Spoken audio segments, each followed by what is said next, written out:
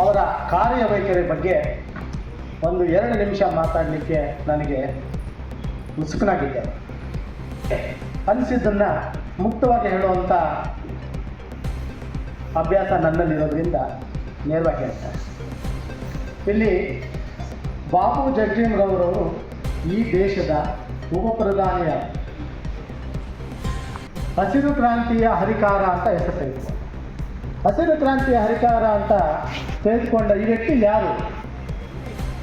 ಬಾಬು ಜಗಜೀವನರಾಮ್ರವರು ಒಬ್ಬ ಪರಿಶಿಷ್ಟ ಜಾತಿಯಲ್ಲಿ ಹುಟ್ಟಿದಂಥ ಒಬ್ಬ ಸಾಮಾನ್ಯ ಕುಟುಂಬದಿಂದ ಬಂದ ಒಬ್ಬ ವ್ಯಕ್ತಿ. ಇವರು ವಾಕ್ಚಾತುರ್ಯದಿಂದಲೇ ಪ್ರಸಿದ್ಧಿ ಆಗ್ಕೊಂಡಿದ್ದಾರೆ. ಇಲ್ಲಿ ಮುಖ್ಯವಾಗಿ ಬಿಹಾರ ರಾಜ್ಯದಲ್ಲಿರ್ತಕ್ಕಂಥ ಚಾಂದ್ವಾ ಅನ್ನೋ ಒಂದು ಗ್ರಾಮದಲ್ಲಿ ಇವರು ಜನ್ಮ ಆಗ್ತದೆ. ಇವರ ತಂದೆ ಶೋಭಿರಾಮ್ ಅಂತ, ತಾಯಿ ವಾಸಂತಿ. ಶೋಭಿರಾಮ್ ಅವರು ಬ್ರಿಟಿಷರ ಸೈನ್ಯದಲ್ಲಿ ಕೆಲಸಕ್ಕಿರ್ತಾರೆ. ಇವರು ಈ ಒಂದು ವಿದ್ಯಾರ್ಥಿ ದಿಸೆಯಲ್ಲಿದ್ದಾಗ ಒಂದು ಭಾಷಣ ಸ್ಪರ್ಧೆಯಲ್ಲಿ ಅವರ ವಾಕ್ಚಾತುರ್ಯವನ್ನು ನೋಡಿ ಅವರಿಗೆ ಬನಾರಸ್ ವಿಶ್ವವಿದ್ಯಾಲಯದಲ್ಲಿ ಅವರಿಗೆ ಒಂದು ಸೀಟ್ ಸಿಗ್ತದೆ. ಅದರ ನಂತರ ಆಗಲೇ ಹೇಳಿದ ಹಾಗೆ ಅವರು ರಾಜಕಾರಣಕ್ಕೆ ಧುಮುಕ್ತಾರೆ. ಅವರು ಮೊದಲಿಗೆ ಅಂದಿನಿಂದ ಹಿಡಿದು ಕಾಂಗ್ರೆಸ್ ಅಂದಿನಿಂದ ಇಂದಿನವರೆಗೂ ಒಬ್ಬ ಪರಿಶಿಷ್ಟ ಜಾತಿಯ AICC ರಾಷ್ಟ್ರೀಯ ಅಧ್ಯಕ್ಷರಾಗಿದ್ದಾರೆ ಅಂತಂದರೆ ಅದು ಬಾಬು ಜಗಜೀವನರಾಮ್ ಅವರು ಫಸ್ಟು. ಈಗ ಪ್ರೆಸಿಡೆಂಟು ಖರ್ಗೆ ಅವರು. ಅಂದರೆ ಅವರು ಈ ಮಟ್ಟಕ್ಕೆ ಬೆಳಿಬೇಕಾದರೆ ಜಾತಿ ಪದ್ಧತಿಯಲ್ಲಿ ರಾಜಕಾರಣದಲ್ಲಿ ಕಾಲೆಳೆಯುವಂಥ ಸ್ಥಿತಿಯಲ್ಲಿ ಅವರು ಆ ಉನ್ನತ ಮಟ್ಟಕ್ಕೆ ಏರಬೇಕಾದ್ರೆ ಅವರ ಒಂದು ಸಂಘಟಿತ ಮನೋಭಾವನೆ, ಅವರ ಒಂದು ಹೋರಾಟದ ಹಾದಿ ಮುಖ್ಯ. ಅವರು ಹಸಿರು ಕ್ರಾಂತಿ ಹರಿಕಾರ ಅಂತ ಯಾಕೆ ತಗೊಳ್ತಾರೆ ಅಂದರೆ ಅವರು ಕೃಷಿ ಮಂತ್ರಿಯಾಗಿರ್ತಾರೆ. ಆ ಸಂದರ್ಭದಲ್ಲಿ ಇಡೀ ಭಾರತ ದೇಶದಲ್ಲಿ ಬರಗಾಲ ಪೀಡಿತ ಆಗ್ತದೆ.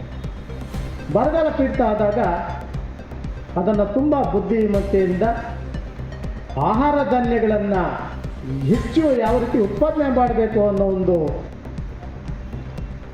ಮಾತು ಬಂದಾಗ ಅದನ್ನು ಆಧುನಿಕ ತಂತ್ರಜ್ಞಾನಗಳು ಏನೇನು ಮಾಡಬೇಕು ಅದನ್ನೆಲ್ಲ ಮಾಡಿ ಅತಿ ಹೆಚ್ಚು ಬೆಳೆಯನ್ನು ಉತ್ಪಾದನೆ ಮಾಡಿ ಬರಗಾಲ ನೀಗಿಸ್ತಾರೆ. ಆ ಒಂದು ಸಂದರ್ಭ ಅವರನ್ನು ಹಸಿರು ಕ್ರಾಂತಿಯ ಹರಿಕಾರ ಅಂತ ಹೇಳ್ತಾರೆ.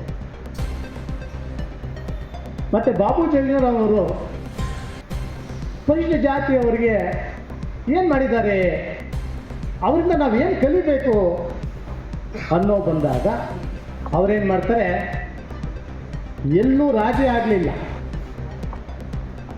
ಸ್ವಾಭಿಮಾನಕ್ಕೆ ಧಕ್ಕೆ ಬಂದಾಗ ಪಕ್ಷಕ್ಕೆ ರಾಜೀನಾಮೆ ಕೊಡುವಂಥ ಹಂತಕ್ಕೂ ಹೋಗಿರ್ತಾರೆ. ಬಾಬು ಜಗಜೀವನರಾಮ್ ಅವರು ಅವರಲ್ಲಿ ನಾವು ಕಲಿಬೇಕಾಗಿರ್ತಕ್ಕಂಥದ್ದು ಮುಖ್ಯ 3 ಅಂಶಗಳು ಹೇಳಿ ನಾನು ಮಾತು ಮುಗಿಸ್ತೇನೆ. ಅವರು ಮೊದಲ ಒಂದು ಅಂಶ ಏನಂತಂದರೆ, ಈ ದೇಶದಲ್ಲಿ ಯಾವ ರೀತಿ ಸಂಘಟನೆ ಆಗಬೇಕು, ನಾವು ಯಾವ ರೀತಿ ಹೋರಾಟ ಮಾಡಬೇಕು, ಎಲ್ಲರಲ್ಲಿ ಸಮಾನತೆಯನ್ನು ಬೆಳೆಸಬೇಕು ಅನ್ನೋ ಒಂದು ಮನೋಭಾವನೆಯನ್ನು ಅವರಲ್ಲಿತ್ತು.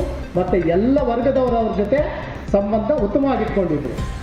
ಆ ಕಾರಣದಿಂದಲೇ ಅವರು ಮೊದಲನೇ ವ್ಯಕ್ತಿಯಾಗಿ ಹೊರಹೊಮ್ಮಿದ್ರು. ಎರಡನೇದಾಗಿ, ಮಾತು ಬಲ್ಲವನಿಗೆ ಜಗಳವಿಲ್ಲ, ಊಟ ಬಲ್ಲವನಿಗೆ ರೋಗವಿಲ್ಲ. ಹಾಗಾಗಿ ಅವರು ಮಾತಿನ ಚಾತುಚಕ್ಯದಿಂದಲೇ ಅವರ ಸ್ವಂತವಾಗಿ ಕಟ್ಟಿರ್ತಕ್ಕಂಥ ಬನಾರಸ್ ವಿಶ್ವವಿದ್ಯಾಲಯದಲ್ಲಿ ಅವರು ಸೀಟ್ ಸಂಪಾದನೆ ಮಾಡಲಿಕ್ಕೆ ಅವಕಾಶ ಇರ್ತಾರೆ. ಒಬ್ಬ ವಿದ್ಯಾರ್ಥಿ ಪ್ರತಿನಿಧಿಯಾಗಿ ಅವರು ವಾಕ್ಚಾತುರ್ಯದಲ್ಲಿ ಮಾತಾಡ್ತಾರೆ. ಅವಾಗ ಅದು ನೋಡಿಬಿಟ್ಟು ಅವರು ಈ ಹುಡುಗನ ನನ್ನ ಇದರಲ್ಲಿ ಕೊಡಬೇಕು ಸೀಟು ಅಂತ ಹೇಳ್ಬಿಟ್ಟು ಕೊಡ್ತಾರೆ. ಆ ರೀತಿಯಾಗಿ ಇಲ್ಲಿ ನಮ್ಮ ಗೌರವಾನ್ವಿತ ಜಿಲ್ಲಾಧಿಕಾರಿಗಳಿದ್ದಾರೆ, ಅವರು ಉಪನ್ಯಾಸಕರು. ಅವರ ಮಾತುಗಳು ಕೇಳಲಿಕ್ಕೆ ನಮ್ಗೆ ಕಾತರ ಆಗ್ತದೆ. ಯಾಕಂತಂದ್ರೆ ನನ್ನ ಮಾತು 5 ನಿಮಿಷ ಮುಗಿಸ್ತೀನಿ. ಯಾಕಂತಂದರೆ ಅವರ ಒಂದೊಂದು ಮಾತನ್ನು ಸ್ಪಷ್ಟವಾಗಿ ಇರ್ತದೆ. ಯಾಕಂತಂದರೆ ಅವರು ಕೆಲವೊಂದು ವಿಷಯಗಳನ್ನ ಹೇಳುವಂಥ ಸಂದರ್ಭದಲ್ಲಿ ಅದು ತುಂಬಾ ಮೈಪುಲಕ ಆಗ್ತಿದೆ. ಆ ಕಾರಣದಿಂದ ಹೆಚ್ಚಾಗಿ ಕೇಳ್ಕೊಂಡು ಹೋಗ್ಲಿಕ್ಕೆ ನನಗೆ ಇಷ್ಟ ಆಗೋದಿಲ್ಲ. ಯಾಕಂದರೆ ಅವ್ರ ಭಾಷಣ ಕೇಳಬೇಕಂತಲೇ ನಾನು ಉತ್ಸುಕನಾಗಿದ್ದೀನಿ. ಈ 2 ಮಾತನ್ನು ಮಾತಾಡಲು ಅವಕಾಶ ಮಾಡಿಕೊಟ್ಟಂತ ನಿಮ್ಮೆಲ್ಲರಿಗೂ ಒಂದು ಜೈ ಹಿಂದ್ ಜೈ ಭೀಮ್.